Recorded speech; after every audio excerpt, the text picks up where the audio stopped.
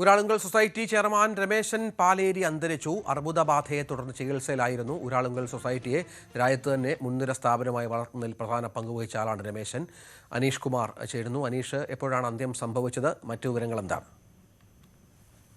അദ്ദേഹം ഈ കോയമ്പത്തൂരിലെ ആശുപത്രിയിൽ ഈ അർബുദ രോഗബാധിതനായി ചികിത്സയിൽ കഴിയുകയായിരുന്നു. ഇതിനിടെയാണ് ഇപ്പോൾ മരണം സംഭവിച്ചിരിക്കുന്നത്. ഉച്ചയ്ക്ക് ശേഷം ഭൗതികദേഹം കോഴിക്കോട് എത്തിക്കും. ആദ്യം തൊണ്ടയാടുള്ള ഊരാളുങ്കൽ സൈബർ പാർക്കിൽ പൊതുദർശനം നടത്തും. അതിനുശേഷം പിന്നീട് അദ്ദേഹത്തിന്റെ സ്വദേശമായ വടകരയിലേക്ക് കൊണ്ടുപോകും എന്നാണ് ഊരാളുങ്കൽ ലേബർ സൊസൈറ്റി അറിയിച്ചിരിക്കുന്നത്. എന്തായാലും 100 വർഷത്തിന് മേൽ പ്രവർത്തന പാരമ്പര്യമുള്ള ഒരു സ്ഥാപനമാണ് ഊരാളുങ്കൽ ലേബർ സൊസൈറ്റി. ഒരു കൂലിപ്പണിക്കാരുടെ സ്വയം സഹായ സംഘം എന്ന രീതിയിൽ ആരംഭിച്ച പ്രസ്ഥാനം കേരളത്തിലെ തന്നെ ഏറ്റവും വലിയ നിർമ്മാണ മേഖലയിലെ കമ്പനിയായി മാറിയിരിക്കുന്നു. ഇതിൽ ഏറ്റവും തന്ത്രപരമായ കഴിവ് നിർവഹിച്ച ആൾ കൂടിയാണ് രമേശൻ. 30 വർഷം മുമ്പാണ് അദ്ദേഹം ഈ സ്ഥാപനത്തിന്റെ സാരഥ്യം ഏറ്റെടുക്കുന്നത്. അതിനുശേഷം വലിയ പുരോഗതിയാണ് ഊരാളുങ്കലിന് ഉണ്ടായിരിക്കുന്നത്. നമുക്കറിയാം, സമയബന്ധിതമായി നിർമ്മാണ പ്രവർത്തനങ്ങൾ പൂർത്തിയാക്കുന്നതിനും അതും കൃത്യമായ ഗുണനിലവാരത്തിൽ പൂർത്തിയാക്കുന്നതിനും ഊരാളുങ്കൽ വലിയ പേരുകേട്ട സ്ഥാപനമാണ്. നിശ്ചിത സമയപരിധിക്കുള്ളിൽ പല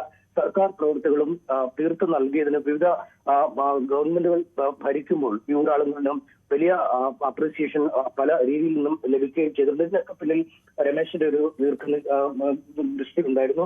ഇത് കേവലം ഈ കരാർ മേഖലയിൽ മാത്രമല്ല, സൈബർ പാർക്ക് പോലുള്ള UNCC സൈബർ പാർക്ക് കോഴിക്കോടൊക്കെയുള്ള അത്തരം സൈബർ പാർക്കുകളും മറ്റ് നിർമ്മാണ രംഗത്തെ പ്രവർത്തനങ്ങൾ, ഒപ്പം ഈ കരകൗശല വസ്തുക്കളുടെ പ്രദർശനത്തിനും വിപണനത്തിനും വേണ്ടിയുള്ള സർഗാലയ പോലുള്ള സംരംഭങ്ങൾ, അങ്ങനെ എല്ലാ മേഖലയിലും ഊരാളുങ്കലിനെ വലിയ ഒരു സാമ്രാജ്യത്തിലേക്ക് നയിച്ചതിൽ ഒരു വലിയ പങ്ക് വഹിച്ച ആൾ കൂടിയാണ് രമേശൻ. എന്തായാലും അദ്ദേഹത്തിന്റെ നിര്യാണം ഊരാളുങ്കലിന് വലിയ നഷ്ടമാണ്. ഒപ്പം കേരളത്തിലെ ഇത്തരം നിർമ്മാണ മേഖലയുമായി ബന്ധപ്പെട്ട വികസന പദ്ധതികളൊക്കെ പൂർത്തിയാക്കുന്ന നിർമ്മാണ മേഖലയിലെ പ്രവർത്തനങ്ങൾക്കും ഒരു വലിയ നഷ്ടം തന്നെയാണ്.